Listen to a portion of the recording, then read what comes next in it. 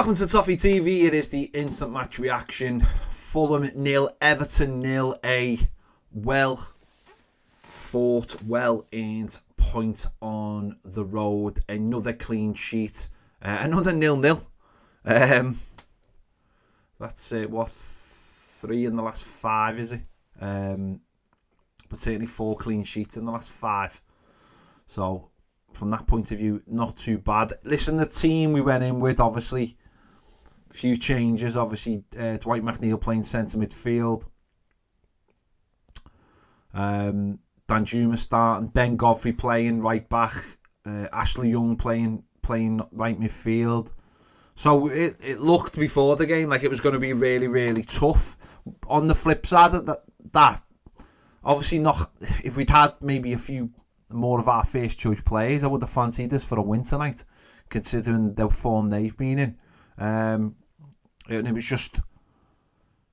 just our luck really that we come up against a bang average Fulham team and we really haven't got too many options. Tight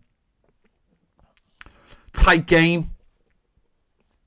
We didn't start brilliantly. I think they had a chance early on, but we got into the game and it was quite a tight game. But there were a few chances, obviously, and listen, they've had chances, we've had chances. Obviously, they've had a hell of a lot more possession than we have, 70%, which is not ideal, especially with the conditions some of our players are in. That's obviously going to make it even harder for them fitness-wise. But we stopped them certainly in the first half from having too many chances. I think they had one which Jimenez flashed wide, which probably should have done better with.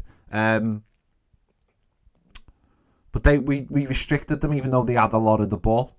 Obviously, the big moment in the first half was the handball that never was or wasn't given. Everton had a great situation where really James Tarkowski probably should have done a lot better. He's mishit a shot. It's bounced off the defender, hit the bar, come down, and it's hit Anthony Robinson on the hand. And when I first saw it, obviously I thought it was handball. And then you watch it again and it's handball.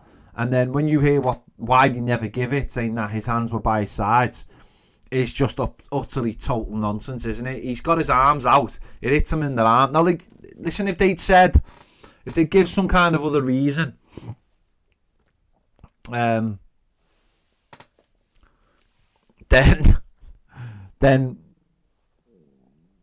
maybe I'd go, oh right, yeah, it's not, you're talking nonsense, but I get that in it. But to say his hands were by his side is complete and utter nonsense. His hands were out.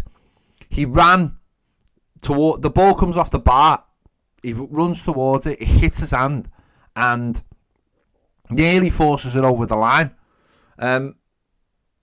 But what's the difference between that and Michael Keane's penalty that he gave away at Anfield? What's the difference between Michael Keane's penalty that he gave away at Leicester last season? I don't understand the rule. I really don't. If his hands are legitimately by the side, then I get it. I completely get it. Body shape and all that. But the fact that his hands are out is just utter nonsense. It's utter nonsense again. I just don't get it. I don't understand what Everton have to do to get a penalty, and I just don't understand how that isn't given. I understand in the split second is fair enough, but for the VAR to see it and then not recommend it back to the referee is absolute crazy. Because in real time, I actually thought his hands were closer to his side than they were when I saw the still of it. And I know, you shouldn't always look at things with stills or slow motion, but in this case, you should look at it as a still, because that's where his hand really is. That's where his hand really is. So it's a penalty. It can be nothing other than penalty, and if we get a penalty and we score and Dom takes it and that breaks his drought, there's loads of like connotations which can happen if it's given, and it's just to me, I just don't get it. I don't quite get what the rule is. Some weeks it's handball if it just hits your own Onana. Oh, it was going towards goal, and it was and all, you know. Well, Onana had his arm above his head, and it was actually going over, and it's not a natural thing, and it isn't. What's natural? What isn't natural? Your hands are attached to your body. Anywhere you put them is natural, so that's a nonsense for a start. No one, very, very, very rarely does anyone try and handball it or try and stop the ball with their hand. So 95% of the time, it is decisions based on just people moving their hands. They didn't mean it, but that doesn't mean it's not a penalty. And again, it is an absolute nailed on pen that, from the examples we've seen from other people. Onana being the one, and I'm sure Sean Dyche will have mentioned it in the press conference. And I'm not going to sit here going on about the whole conspiracy theory, but side of things. But it's a terrible decision. It's a really, really poor decision at the end of the day, which in a game so tight, in a situation so tight. Everton in the bottom three now. Luton have gone and battered Brighton, and Everton in the bottom three. And again, it's because of decisions, really, isn't it? It's because of decisions that are out of their hands. We're on 18 points. We should really be on 23 points. But I can fully understand why people believe there's actually something against us. But whether you believe that or not, that is just a genuinely terrible decision. A terrible decision, which if it was made in a game at the top of the table, if it was made in a game between Liverpool and Manchester City, they wouldn't stop talking about it for days. And that's it. That's the top and bottom of it. So absolutely scandalous decision. But we got in at 0-0, as I said, him and his decision. Second half, we just seemed to retreat, but still had really good chances. We obviously had to deal with a few more crosses, and I have to say Jordan Pickford has pulled off an absolutely unbelievable save. When you watch it, you just think that's a goal, and it's one of those ones that even though it's a save, you'll watch that again and you'll still think it's going in. It's an absolutely incredible save. It's the whatever anyone says about Jordan Pickford, they're the kind of saves that have kept us in the Premier League in the last couple of seasons. It really is just an unbelievable save. But as I said, we had our chances. They hit the bar. Dominic Calvert-Lewin's hit the bar for us.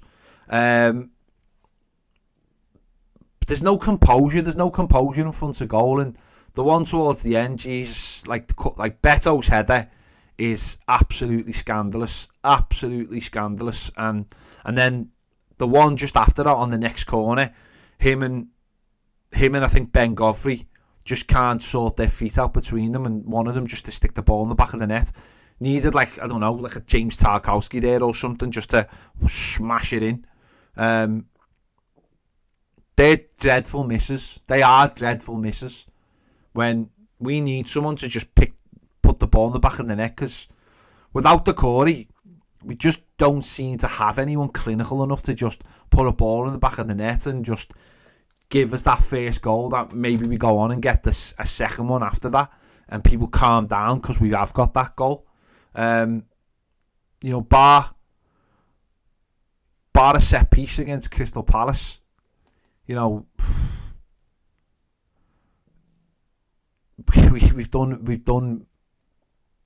done very little in front of goal. Obviously, Harrison scored on Saturday, which was a big favour from the goalkeeper, but we just, it seems a long time ago since we were like scoring free-flowing goals. Back to when we last won, really, wasn't it? When we won the 4 games in a row. I know the manager at the early part of the season went on about XG. Stopped talking about XG, oddly enough. But he was talking about XG all the time and how it pays you back. It's not paying us back because people can't take the chances. People just can't take the chance. This is the biggest problem with this team. Defensively, we are probably very much a mid-table team. But in front of goal, we are shocking. We are absolutely shocking. And it's not just Dominic Calvert-Lewin. It is Beto as well. It is Dan Juma, who is ridiculously selfish. And I don't mind that as long as you're hitting the target. And he doesn't even hit the target. You know, the midfield aren't chipping in with goals. They're not even having shots. And if we don't start scoring goals, then obviously it's going to massively cost us. Luton, I genuinely don't believe Luton will be relegated. I honestly think it's going to be down between us and Forest. And I think a big part of that will come down to the points. Who'll get deducted points. You know, if we didn't get deducted any more points, let's say, and Forest got 10 the same as we get 10, then we'll stay up. Obviously, if we get points back and they don't get... I honestly believe that's what's going to dictate the season. Because I think Luton, you know, they demonstrated it tonight. They've got the bit between the teeth now. They know how to play in the Premier League. They know the tactical side of the Premier League, and I think they'll keep growing because they've got a way of playing that absolutely suits them. You know, Palace I think have had a good win tonight. So I'm not saying they're out of it, but I genuinely do think it's going to come down between us and Forest, and whoever is, you know, Forest. If we don't get any more points deducted and Forest get, say, the same as what we got, then we might just be sound. But who knows? And that's not. Again, I don't think that's ridiculous that any team should. When the money gets splashed down like it does in the Premier League, but yeah. As I said, it was a hard 4 point. When you look at the team, it's not great. It's not great to watch. We're not a great team to watch. It's you know, it's very much just get into danger areas. But the forwards have got to do the jobs. And as I said, you know, Dom's been getting a lot of criticism, but Beto gets the best couple of chances tonight, and he fluffs them, sadly. And if the other players aren't chipping in, then it's going to be tough, isn't it? Dom just needs one to hit him off the... I thought Dom was actually better tonight than he has been recently. I thought he was a bit more aggressive. I thought he won more of his duels. Don't get me wrong, he wasn't great, but I thought he won. I thought he was a little bit better. We just need the Corey back and get us back into a system that suits us. But, you know, fair play to like Dwight McNeil tonight to going into centre midfield. Fair play to Ben Godfrey, that recovery tackle he made when their lad was 1-on-1. You know, very reminiscent of the Burnley one. Absolutely brilliant recovery tackle to win the ball back. It was important that we didn't lose tonight as well. We've got 2 really tough games coming up in the next couple of weeks. You know, we might have a Disagana Gay back. We might have Onana back for Saturday. The manager said he's got a bit of fluid on his knee and it was a bit too early. Who knows? Dan Juma obviously went off with an injury, so that's... Yeah. But we'll see. But the next 2 games are going to be very, very tough, so it was important that we picked up another point. And as I said, defensively, we're doing the job, aren't we? We're, you know, Branthwaite went down with an injury tonight, and that was a bit worrying. And that still will be a bit worrying because he probably played on through adrenaline, and you know, we'll have to wait and see on that one as well. But tough game coming up on Saturday, and we just have to keep churning out results. But it does feel a very long time ago since we won a Premier League game, because it was a very long time ago. But we just need a win. We need a win to get us just back, you know, back in the mix of Forest and Brentford and Crystal Palace and obviously Luton. So yeah, but as I said, I mean that handball is just that handball is just absolutely it's scandalous as far as I'm concerned. It's absolutely scandalous. The more you watch it, the more you just, I don't know, the more you just think, God, what is the point? Sometimes you look at these decisions, you just think, what's the point? What is the point? So, yeah, a point on the road, same results as we had last season against them. Last season was just as frustrating as well. They didn't do the double over us, which is good, and it's on to Saturday. So there we go. Hopefully, listen, Ashley Young's got more time in his, playing. Seamus Coleman, more time to recover. Decore, more time to recover. Amadou Onana, Garner back. So we'll wait and see. Listen, there's plenty of games to go. There's plenty of winnable games. If Super Silky can do the job for us in the next couple of days as well, that'll be huge as well. The thing that sort of comforts me is that the defence, we're defending well. Bar two stupid set pieces on Saturday, we're defending quite well. We've been churning the clean sheets out. So that's that to me is the thing for me that is most important. We've got a good system at the back. 3 of the back 4 playing quite regularly. The right back does swap around now and again, but it's pretty. We know that they all know what they're doing. The goalkeeper is doing his job. So it's all about putting the ball in the back of the net. And if we get the Corey back, then obviously we've got more chance of putting the ball in the back of the net for when we have the games that we should be winning. Because it could be, I don't know, I know it's stupid, but I'd rather have the Corey fit for the games that we need to be winning. The Sheffield United at home, the Nottingham Forest at home, the Burnleys at home, Luton away, Palace at home in a few weeks. They're the ones you want your best team for. They're the ones that are going to define the season. You can get anything out of Spurs. Spurs is not a write-off by any means. We showed that when we went down there. And we do rely on the Corey, but that's just a fact. That's not like something that someone's just dreamed up. That's a fact. We need the Corey in the team. We absolutely need the Corey in the team. Because our squad is paper thin. That is just the reality of the situation, isn't it? There's no point hiding that. That is the reality. So we go again on Saturday. Obviously Thursday's deadline day. Maybe the manager will try or hope that if he keeps on trying to get people on loan, maybe one of them will agree to it. Who knows? I can't really see it, but who knows?